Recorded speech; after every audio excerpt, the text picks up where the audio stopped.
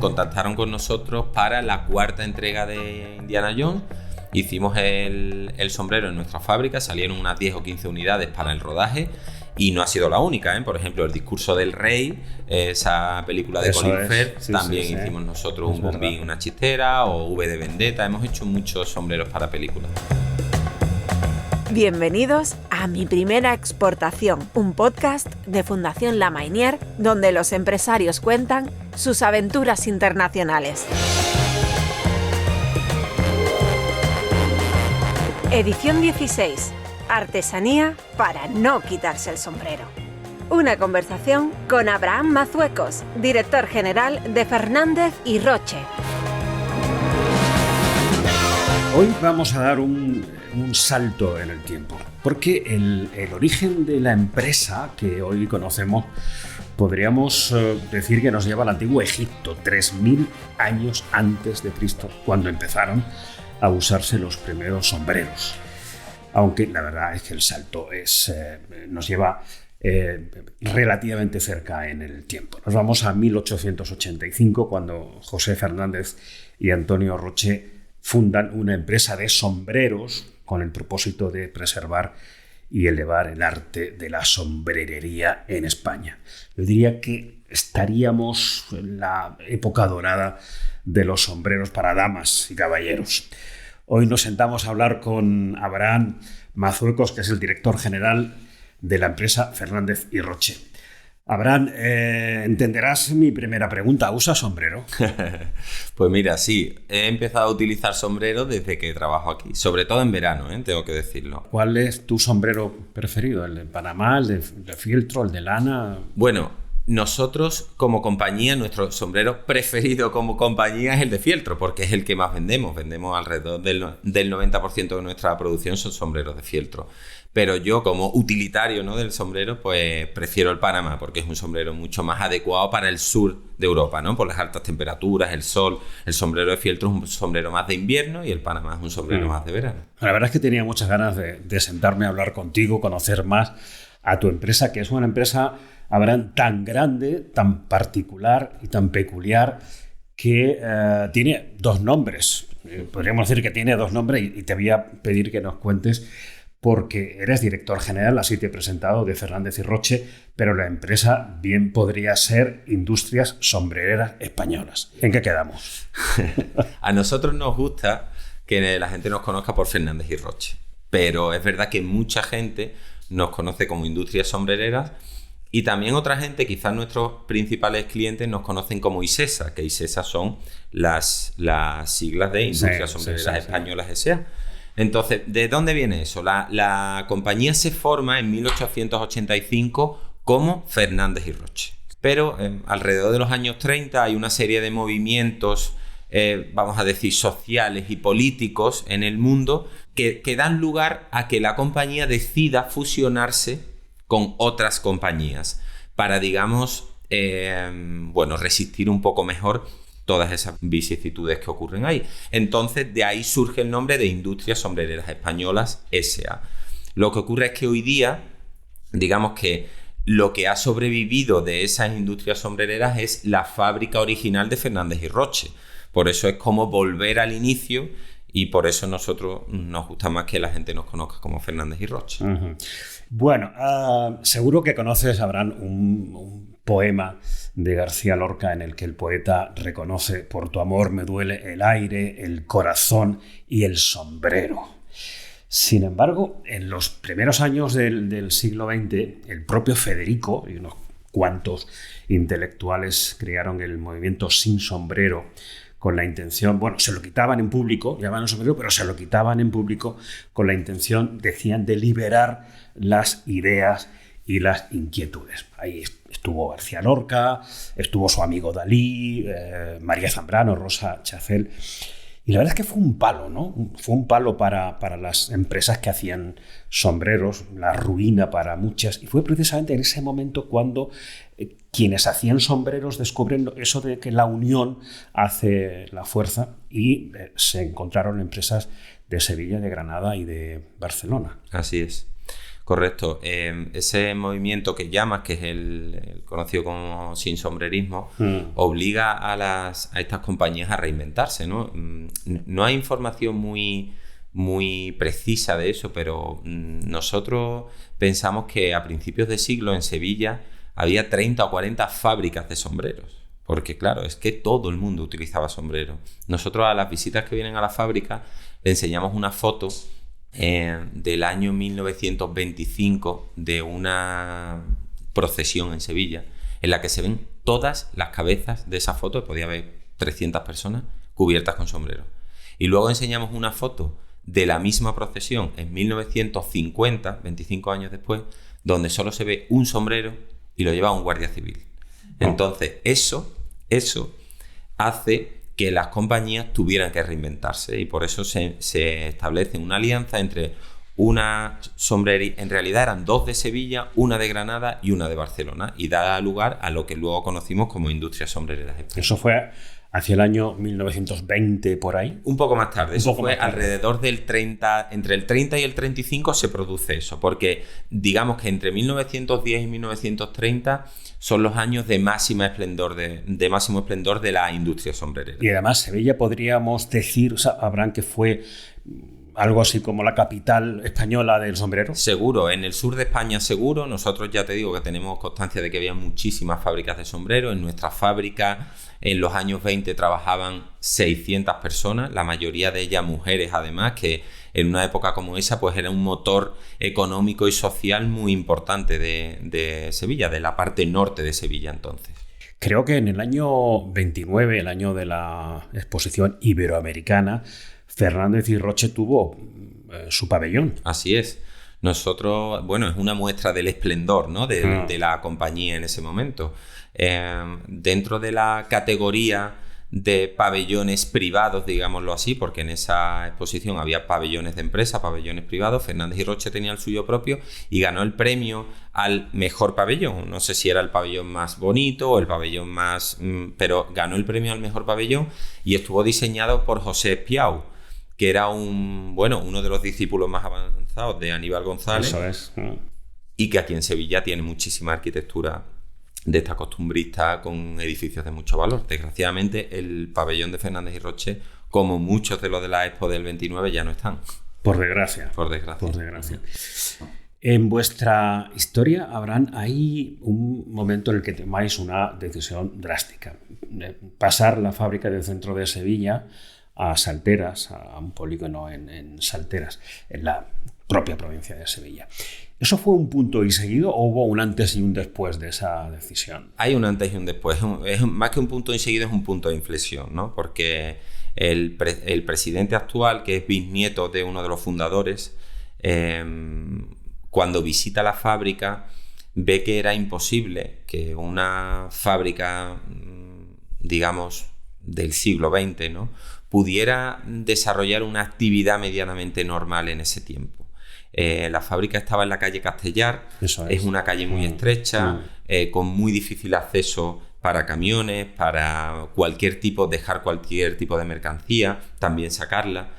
Y además de ese problema logístico como tal, Enrique, que como te decía es nuestro presidente, vio que el flujo de fabricación del sombrero no tenía ningún sentido. La fábrica nace en una de las casas de uno de los fundadores y entonces pues había una parte de la fabricación que se hacía en la antigua cocina de uno, luego el almacén estaba en la primera planta de la casa de otro, entonces pues estaban todo el día pues uno para arriba cogiendo un carro de sombrero, otro para abajo. En palabras del presidente me decía Abraham, allí la gente estaba más tiempo paseando sombreros que fabricando sombreros. Entonces, claro. Bueno, no sé si tener la empresa en casa es una buena idea. Claro. Efectivamente. Entonces, bueno, el motivo principal por el que se decide trasladar la fábrica es por eso, por un tema tanto logístico como productivo. Y eso posiciona a la compañía en esos años, ahora hace aproximadamente 20 años de eso, en condiciones de crecer y de posicionarse como un fabricante de sombreros fiable y digamos, en el que todas las compañías del mundo pudieran confiar para poner su mercancía en cuestión.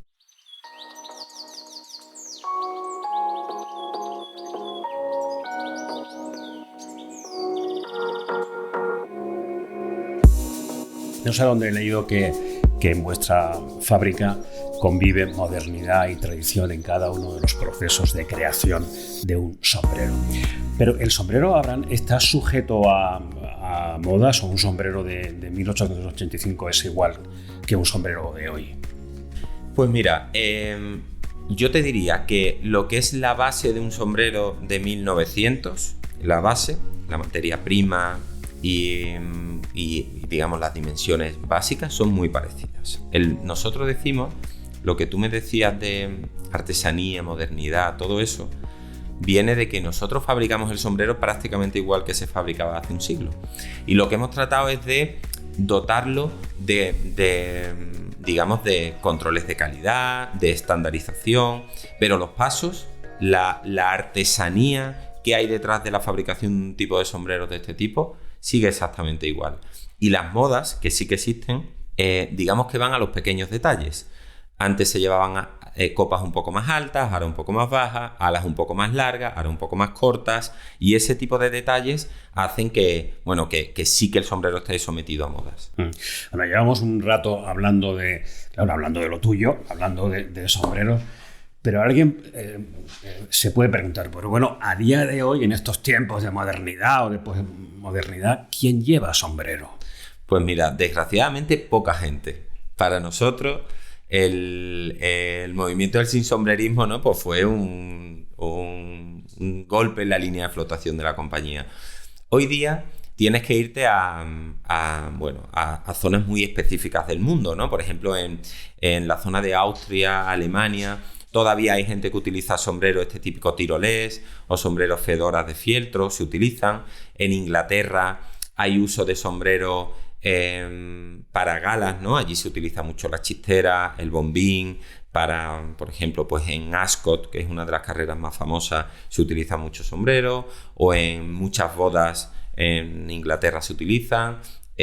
Luego ahí también nosotros tenemos otros nichos de mercado, como son, por ejemplo, las uniformidades, ¿no? Nosotros hacemos para uniformes tanto civiles como militares, hacemos sombreros. Entonces son ese tipo de nichos donde nosotros pues estamos muy focalizados. Y en cuanto a sombreros, digamos, de moda, el sombrero que más está creciendo es el Panamá. El sombrero Panamá sí que es un sombrero que crece en el uso año a año. ¿Qué materiales utilizáis para hacer un sombrero? Pues mira, depende, claro.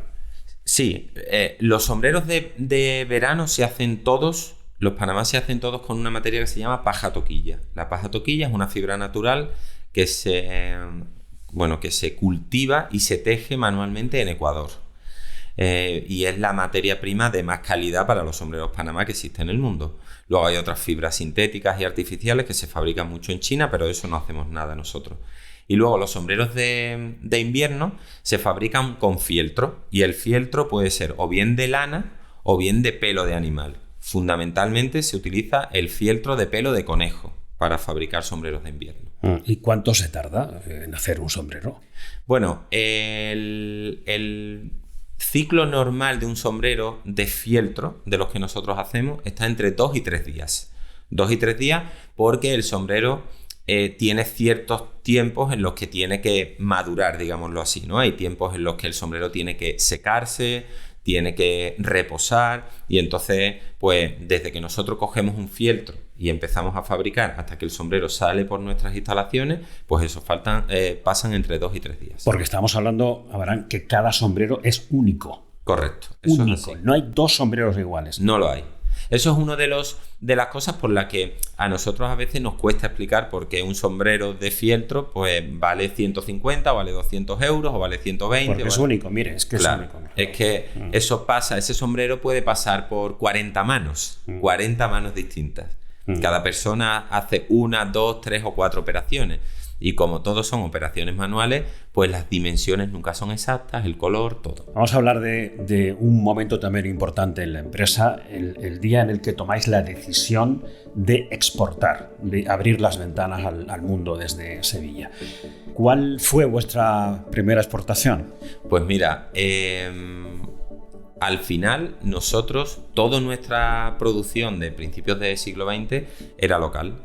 El sinsombrerismo nos obliga a empezar a exportar. Los primeros años de la exportación, como te puedes imaginar, fueron una auténtica locura. Los directivos de la empresa tuvieron que viajar, ¿no? Viajaron a Argentina, viajaron a Sudáfrica, a otros puntos de América, para empezar a buscar nuevos nichos de mercado. Nuevos nichos de mercado, por ejemplo, uniformidades militares. Empezamos, una de nuestras primeras exportaciones fue a Sudáfrica, y entonces el antiguo director de la compañía me contaba que los primeros años de las exportaciones pues todo era muy lento, todo era muy complejo porque no existía ningún medio de comunicación más allá que los viajes, que el teléfono funcionaba mal, y hay una historia muy curiosa que me contaba él, que me contaba Esteban Roche. Era también un bisnieto de uno de los fundadores y fue el último director que formaba parte de la familia, el último director general que formaba parte de la familia que ocupó dicho cargo. Y Esteban me dijo que lo que cambió la historia de las exportaciones de la compañía fue el fax. Que el fax empezó a agilizar todo. Dice, Abraham, no te puedes imaginar lo que a mí me cambió la vida el fax. Claro, hoy para nosotros eso es como, ¿no? Estás escuchando... La prehistoria. La prehistoria. Pues fíjate lo que fue la invención del fax, porque él decía, tú imagínate cómo a mí me tenía que hacer un pedido un tío de Sudáfrica. Era imposible. Me mandaba una carta, tardaba 3 semanas en llegar, o yo lo llamaba y nos costaba la llamada medio sueldo de un trabajador al mes. Era increíble. Dice, y el fax, cuando a mí empezaba a llegarme un papel donde hace 5 minutos ese señor había escrito el pedido y me lo llegaba, para mí era como magia. Era como magia. Oye, cuéntame cómo se lleva desde Sevilla a Estados Unidos un sombrero para que llegue en perfecto estado. Es una de las cosas más, digamos, más relevantes que los clientes nos evalúan, ¿no? ¿Cómo llega el sombrero allí? Porque además tú me has hecho una pregunta de cómo llega a Estados Unidos, cómo conseguimos que llegue bien, pero es que no es lo mismo enviar un sombrero por carga aérea que por paquetería que en un contenedor de un barco. Entonces, claro, nosotros tenemos que garantizar que todos los sombreros que mandemos, los mandemos como los mandemos, llegan bien. Y entonces, una de las posiciones más críticas que nosotros tenemos en la compañía es el empaquetado. El empaquetado, una vez que el sombrero está en perfectas condiciones, nosotros tenemos un protocolo por el cual los sombreros tienen que empaquetarse de cierta manera. Y si tú ves una caja nuestra de sombrero que va a Estados Unidos, es lo más parecido a un puzzle en 3 dimensiones que hay.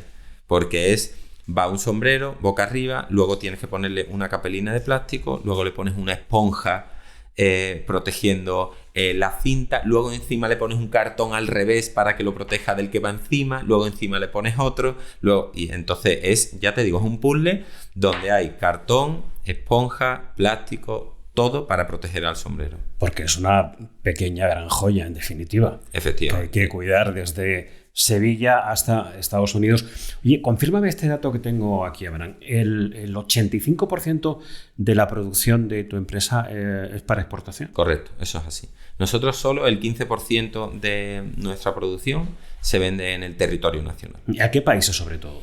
Mira, nuestro principal mercado es Estados Unidos. Estados Unidos yo te diría que es como 40 o 45% de nuestra exportación. Luego le sigue Israel, que está en torno al 20-25%. Qatar, tenemos alrededor del 6-7%. Inglaterra y luego Europa. Uh-huh. Qué interesante. Oye, ¿y algún consejo que tú darías hoy desde aquí a un empresario que está escuchando esta conversación y que le está dando vueltas a la idea de exportar y no termina de decidirse? Bueno, yo, bajo nuestra experiencia, le tengo que decir que se tire a la piscina. Como ves, el 85% de nuestra producción está fuera. Y volviendo a las palabras de Esteban Roche, ya no estamos en el mundo del fax. Entonces, cualquier problema de comunicación hoy día está resuelto. Entonces, yo me tiraría sin dudarlo. Porque además es una manera en fin, parece una obviedad, pero es una manera de crecer Es una manera, de ser más grandes. Es una manera de crecer y de diversificar y de minimizar riesgos. Si todo tu mercado está en España y mañana llega una crisis económica a España, pues tienes muy pocas armas donde poder agarrarte. Sin embargo, si tu producción está diversificada, si tu venta está diversificada en países del mundo, pues bueno, las crisis normalmente pues, son mucho más locales que globales, ¿no?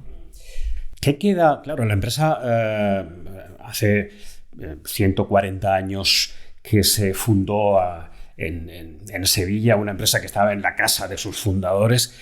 ¿Qué queda de ese aire familiar de Fernández y Roche? Bueno, pues queda mucho, ¿eh? Queda mucho. ¿Por qué? Porque el consejo de administración que tenemos hoy día lo forman 5 personas y de las 5, 3 son descendientes directos de los fundadores. O sea que la familia sigue allí, la descendencia sigue allí. Fernández y Roche ha sobrevivido estos 140 años de cambios de todo tipo y de movimientos como el sinsombrerismo gracias a la tenacidad de la familia, ¿no? De esos descendientes que han seguido insistiendo, dándole vuelta, mudando la compañía de sitio, reinventándose continuamente. Tengo que confesarte algo, Abraham. Yo no uso sombrero, no sé si después de esta conversación voy a plantearme esa posibilidad, pero tengo una duda. Yo sé, todos sabemos más o menos cuál es nuestra talla a la hora de comprarnos un traje o un pantalón, cuál es nuestro número de zapato, pero ¿cómo sé yo cuál es el número de sombrero que me viene bien? ¿Eso cómo se mide? A ver, lo mejor es que vayas a una tienda y te lo pruebes. Eso es lo mejor. Pero hay una forma de medir.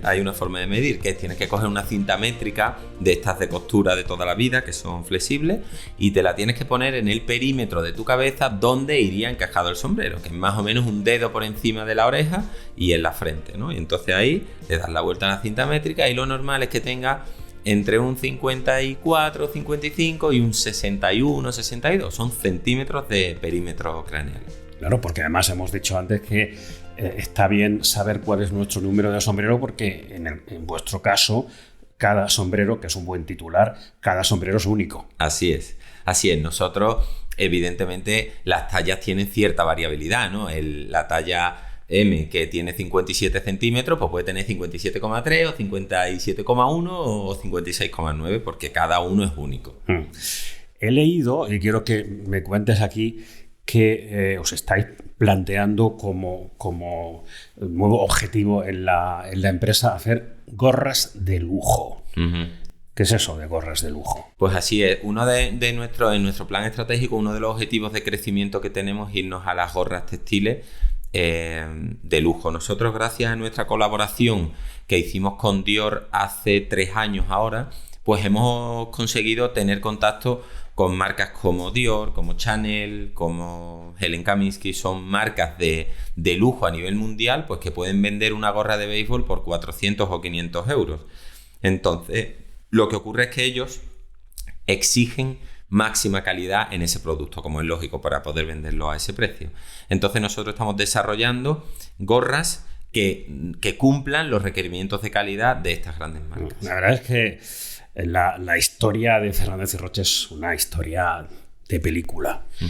Y nunca mejor dicho, porque sé que en una de las entregas de la serie Indiana Jones, el sombrero de Harrison Ford lo hicisteis vosotros. Así es. Nosotros contactaron con nosotros para la 4ª entrega de Indiana Jones. Hicimos el sombrero en nuestra fábrica, salieron unas 10 o 15 unidades para el rodaje y no ha sido la única, ¿eh? Por ejemplo, El discurso del rey, esa película de Colin Firth, también hicimos nosotros un bombín, una chistera, o V de Vendetta. Hemos hecho muchos sombreros para películas. Bueno, y ese, el famoso sombrero de Indiana Jones, que creo que está hecho con piel de castor y piel de conejo.